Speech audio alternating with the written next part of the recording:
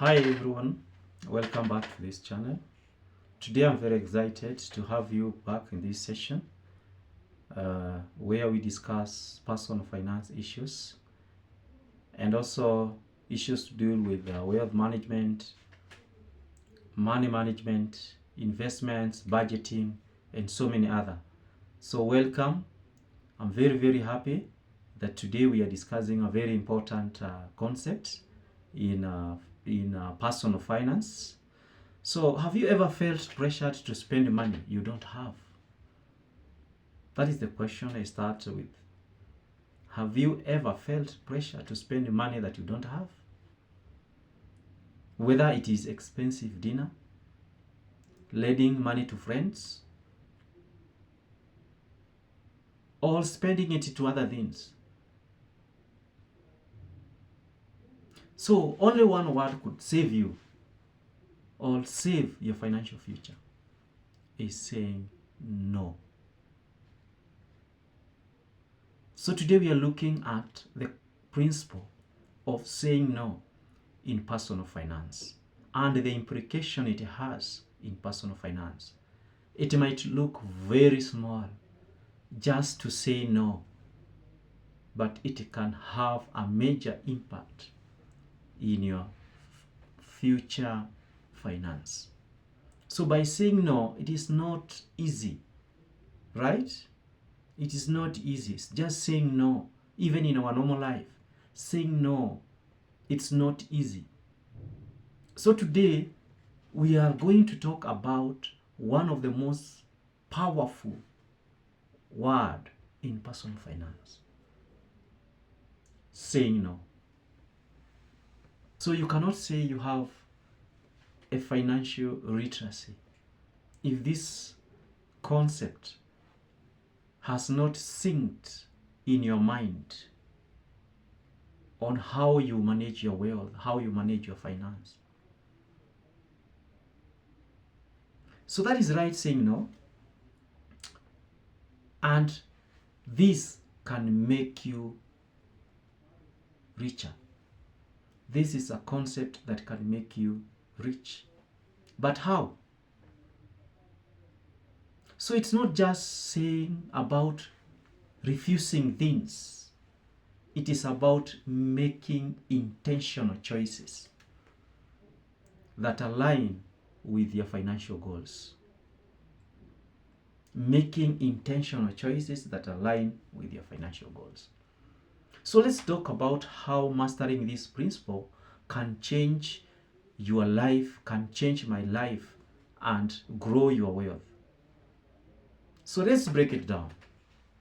So point number one that we are going to look and analyze in this concept or in this principle is saying no to lifestyle inflation and what we call the silent wealth killer. So it is very easy for people to congratulate you because you got a pay rise. And what follows?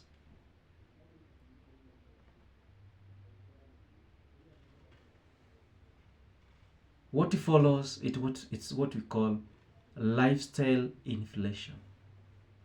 So before you make a decision to upgrade your life, because your salary has been increased, you have made a big kill in your business, you have made a big kill in your investment, ask yourself, do I really need that bigger house or that new car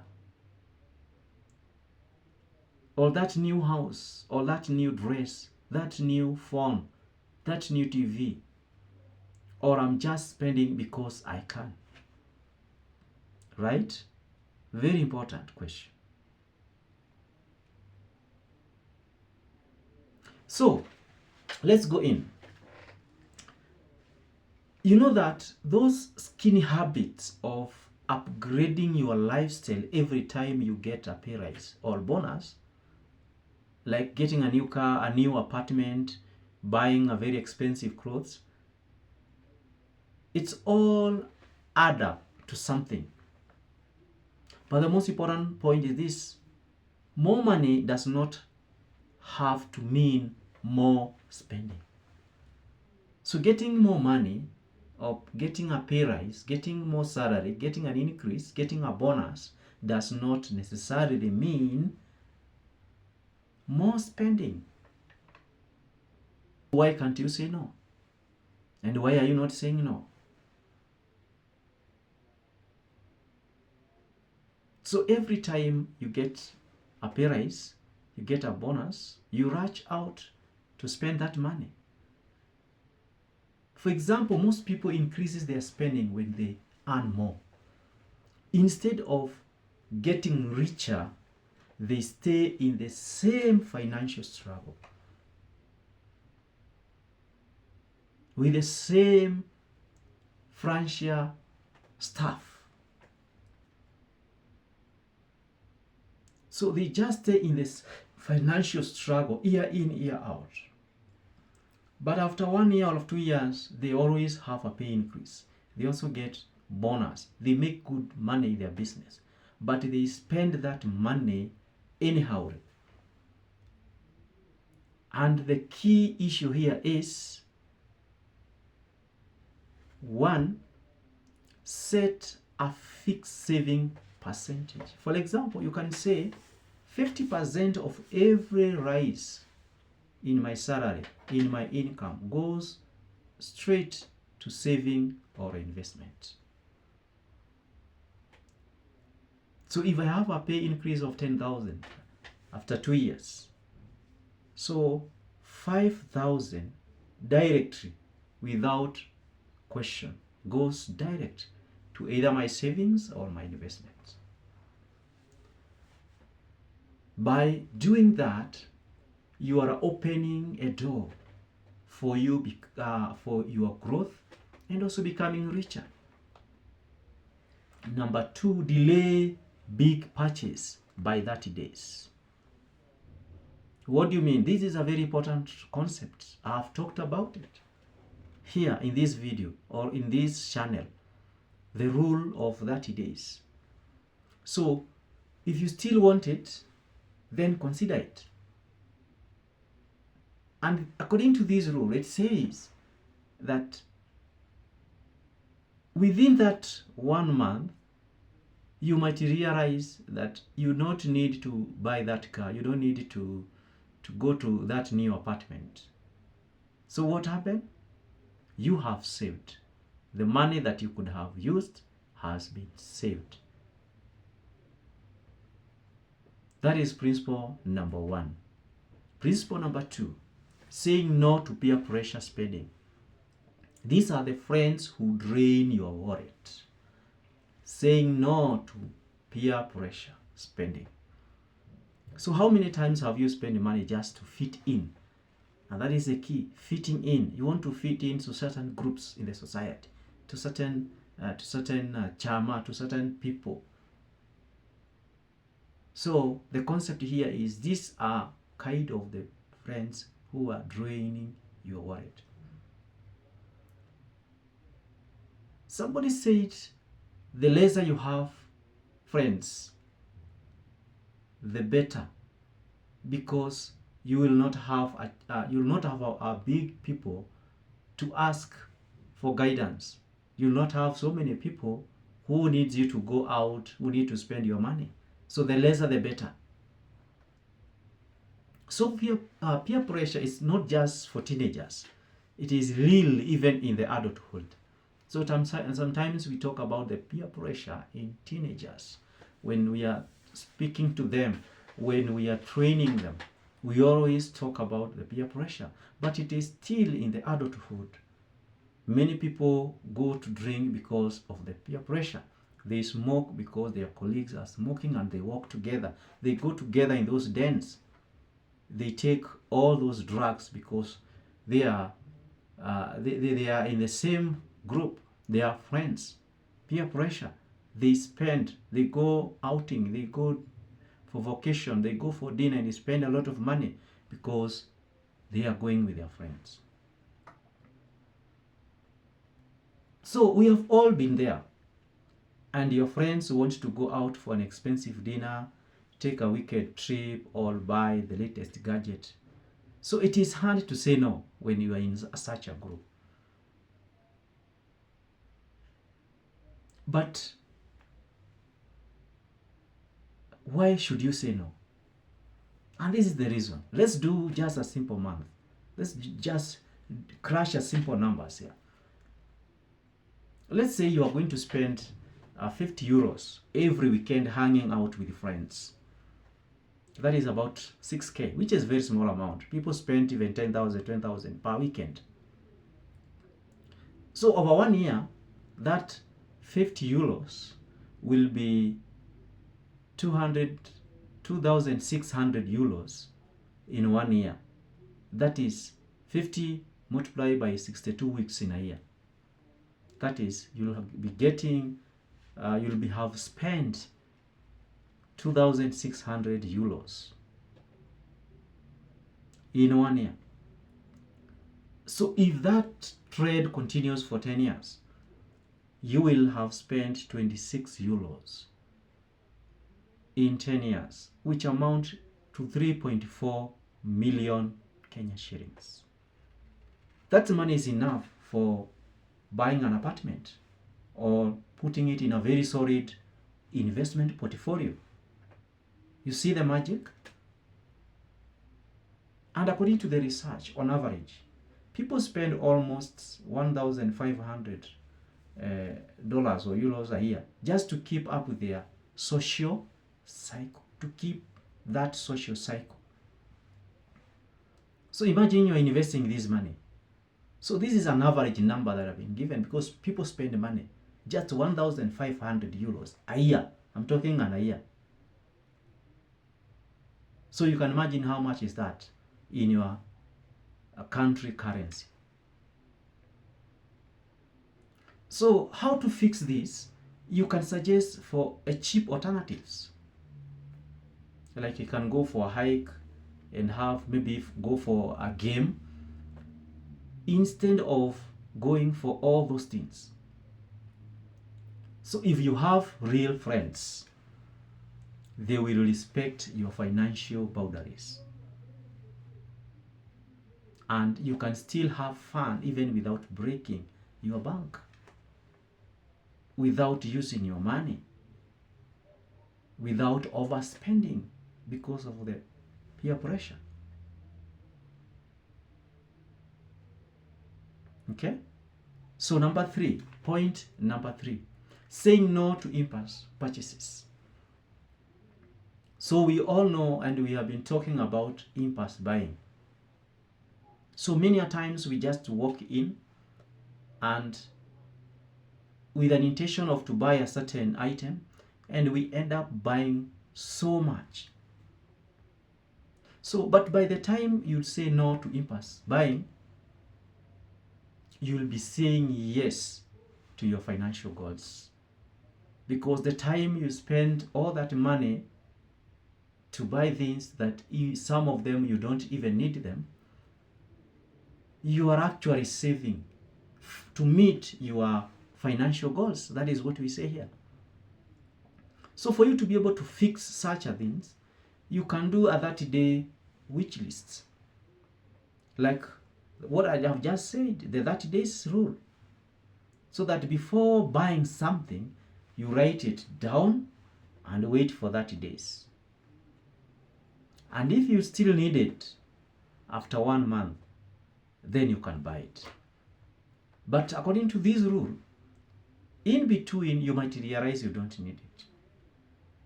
And therefore, you have saved in your money. That is a very important rule. You'll have saved. Okay? So every time, a tip I can give here is that every time you insist on impulse buy, just transfer that money to a saving account and you see how much you could have lost in 1 year or 1 month. So every time you just like think of buying anything, impulse buying that is not within your goal, within your budget, take that money and put it in a saving account. And before time, you will see your investment increasing, your investment growing. And it's a double win for you. A simple personal finance concept. So point number 4, saying no to bad debts. So let's now talk about the bad debt. So this is a debate that has been going on for a long time. Debt management. But remember, not all debts are bad. But higher interest debts, like the credit cards, can destroy your finances. I have been there. I had to return that card because I realized I am spending anyhow. The interest is very high. Just having that, credit card where you spend waiting that your money will there is a money that will hit your account, and the bank will take their money, and you go on, you spend a lot of money. So this is one example. And when you are doing that, the debt is increasing. So saying no to unnecessary debt is one of the best financial decisions you can make. Try as much as possible to avoid debts because they are going to drain your financial. And if you found yourself in that, you can use the debt snowball method. You list all your debt from the smallest to the highest, and you start paying the smallest one, or the small debts. You start paying them, and you start working going up. And by doing that, you realize that you have cleared your debts and you are moving closer to your financial freedom. So for you to do that, you can do like what I did. I cut up all my credit cards to control my spending, because out of mind, or out of sight, out of mind, and out of debt. So when you don't have it, you will not spend. So you can decide to cancel all those cards, and that will help you to control your spending. And the other key issue is that in most of the cases, the current trends that we have in the industry, let me talk about this, is that we have apps, we have so many platforms that are giving money, and people just go and they take money here, they take money here, they take money here, and they, by the time they realize that the days have gone, they have accumulated a lot of debts. They find themselves, they are trapped in debts.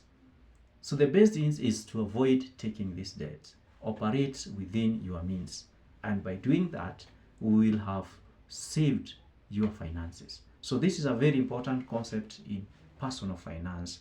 When we talk about it, we need to see the current trend we are having, because things keep on changing, and what we used to talk about debt 10 years ago, it's not what we are talking about it today, because things have changed. Within a click of a button, I've received 10,000, but I don't know how I will pay that money. So that is how we can try to avoid these debts. Point number 5 is saying no to financial FOMO, FOMO, which means fear of missing out. Financial FOMO, fear of missing out. So financial media make it easy to feel like you are falling behind. Okay? You need to be in the social media. You need to be in all platforms anytime, knowing what is happening, chatting, doing all these things needs money. You need bundles. And before you hear, and before you know, you have spent a lot of money, because you don't want to be left behind. The concept here, The financial FOMO is that you don't want to be left behind. You want to be like so. You want to be like so. But the truth is here, comparison is the thief of the joy and wealth. Here you're trying to compare yourself with so and so. And therefore, you end up spending more. And what happens? You might find yourself in debt because you are spending more. You are wasting your time. The resources that you are using, they are not generating any income. So you are just there. So your joy is gone, your wealth is gone. So the best thing to do here, because this is a mindset problem. This is a mindset problem that I don't want to be left behind. We are going to vacation, I also have to go. I will borrow money, we go. I want to go to a dinner, I don't have money, I will borrow, I will go. Because you want to be there. So the best way to fix such an issue is to practice gratitude. And how can you do it? This? You write down 3 things that you are grateful for every day. Remember, sometimes we do this because we feel that maybe we are going to be left behind, maybe because of this, because of how you look like you don't have enough money. But an issue of the mind. Write down the 3 things you are grateful for every day. And shift your focus from what you don't have to what you want to have. So you are writing down what you are appreciating, what God has given you every day. And now, instead of thinking about what you don't have, you are thinking now what you have. You are appreciating what you have. And that will help you to say no to unnecessary spending. So this is teaching us to appreciate what we have. So the cure here is to appreciate what you have. And you keep on working hard. But not complaining, but not looking what others have and you don't have. And now, through that, you start spending a lot of money in that. So to solve that problem, a tip for solving that problem is that you can create what we call a vision board for your financial goals. You create a vision board for your financial goal so that every time you are tempted to spend, you go and you check in your board and remind yourself why you are saying so, why you are saying no. You remind yourself why you are saying no. Why? Because it is not in your financial goal. So that board or that vision board will be reminding you whenever you want to spend, you go there check. Is it within my financial goal for this month? No. Is it within my financial goal for this year? No.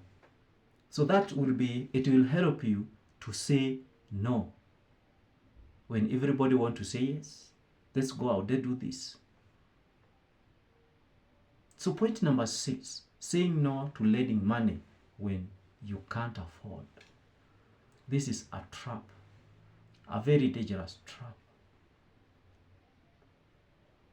Even for those people who are in relationship, those people in the same family setup, those people who are working in the same company, the same organization, those people who are friends.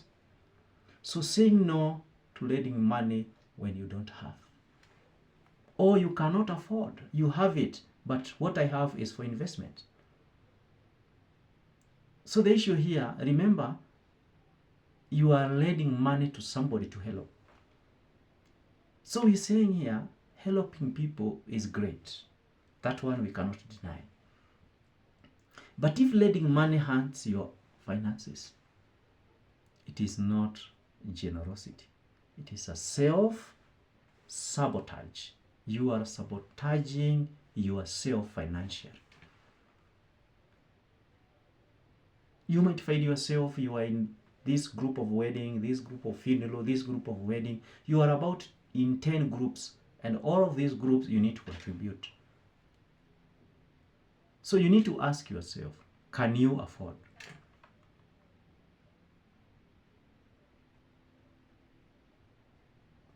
And the reasoning behind your mind is that I don't want to sabotage myself. So if you cannot afford, respectfully, just decline. Just say, no, I cannot afford this for now. So example, 70% of the people who lend money to their friends, this is a research done that 70% of the people who lend money to their friends never get it back. And worse, it ruins their relationship. It destroys their relationship. Remember giving money to your friends, the close friends you have been together for years, and he refused to return your money. He ran away. He switched off all his phones. He disappeared. The relationship is destroyed. So, and this is simply giving people your money and you cannot afford it. So, how to say no? You can simply say, I wish I could help, but I'm focused on my own financial goals.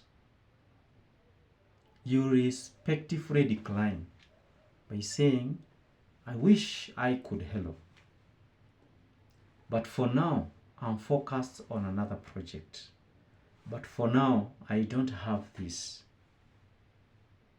But point number 2, you can offer non-monetary help. You can tell him, maybe he is borrowing this money because maybe he does not have a job. You can offer an alternative. Tell him, I can give you this job. I can take you somewhere and get this job. I can teach you the budgeting tips on how you can manage your money. All emotional support. And that will help that person not to borrow from you because you know the implication and your money is diverted to other areas. So point number 7, saying no to emotional spending. This is your wallet. Know that your wallet is not a therapist. Learn to say no to emotional spending.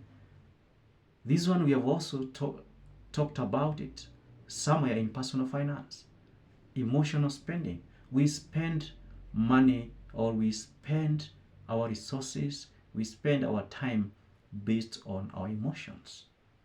Like if you had bad day, you have a breakup, you are feeling stressed, your relationship has broken, and therefore you say, let me go and drink the whole night, let me go to a vacation a long distance, let me do this big shopping, I have graduated, let me go and for baby shower. Then you are so happy or you are so stressed with so many things because of the emotion of how things has happened in the crowd.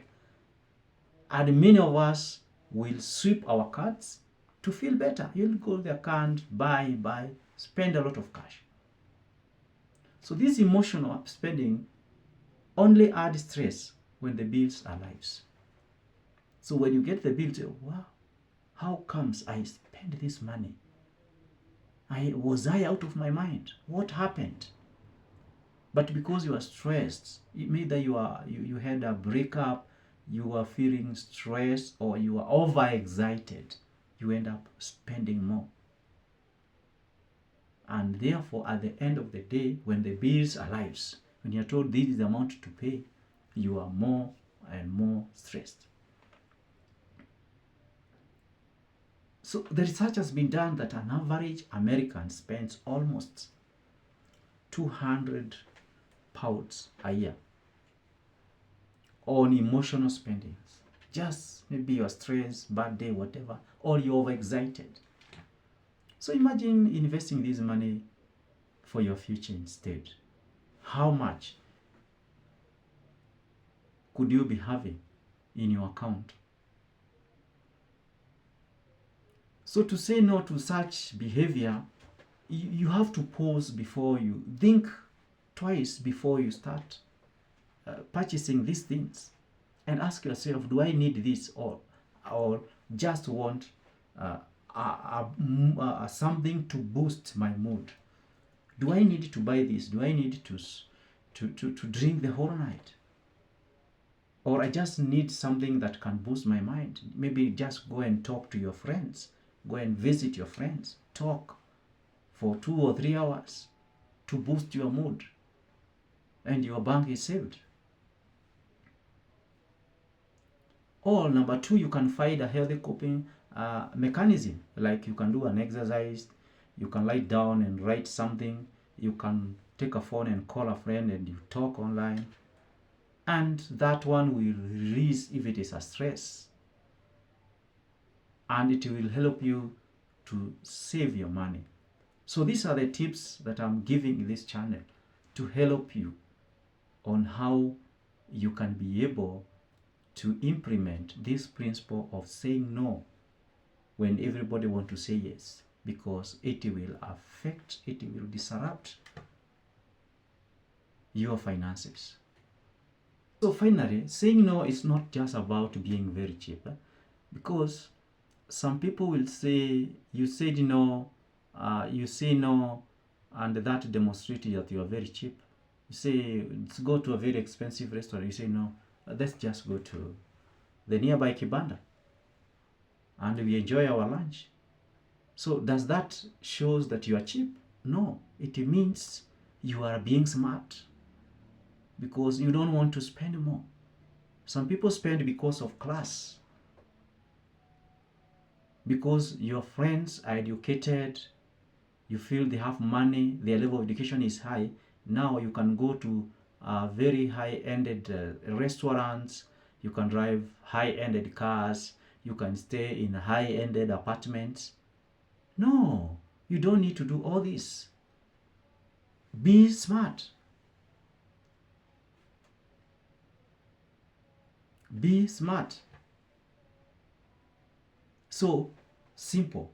Every no today is yes to financial freedom tomorrow. Every no today is yes to a financial freedom tomorrow. So my question is this: which of these struggles have you faced? Because we all face all these struggles. Many of these struggles we face. So drop your comments and don't forget to like and to subscribe for more financial tips.